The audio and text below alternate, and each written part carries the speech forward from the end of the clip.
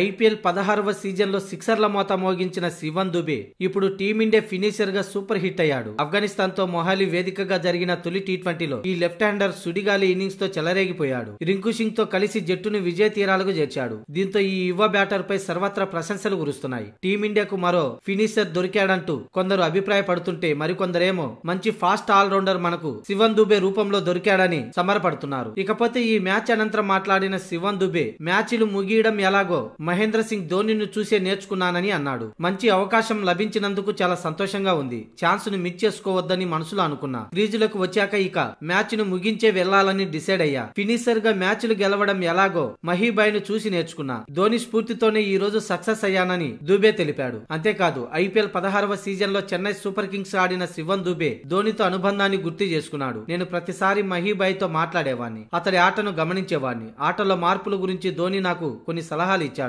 అతడు ఎల్లప్పుడూ నా ఆటకు రేటింగ్ ఇస్తుంటాడు. మహీబాయ్ స్ఫూర్తితో నేను మరింత మెరుగయ్యాను. అందుకు నా ఆత్మవిశ్వాసం కూడా తోడైందని దుబే వెల్లడించాడు. కాగా తొలి టీ20లో ఆఫ్ఘనిస్తాన్ పై 159 పరుగుల లక్ష్య ఛేదంలో భారత్ 72 పరుగులకే 3 వికెట్లు కోల్పోయింది. ఈ దశలో వచ్చిన దుబే వీరంగా మాడుతూ స్కోర్ బోర్డును పరుగులు పెట్టించాడు. దీంతో రోహిత్ సేన 17.3 ఓవర్లలోనే మ్యాచ్ ను గెలుపొందింది.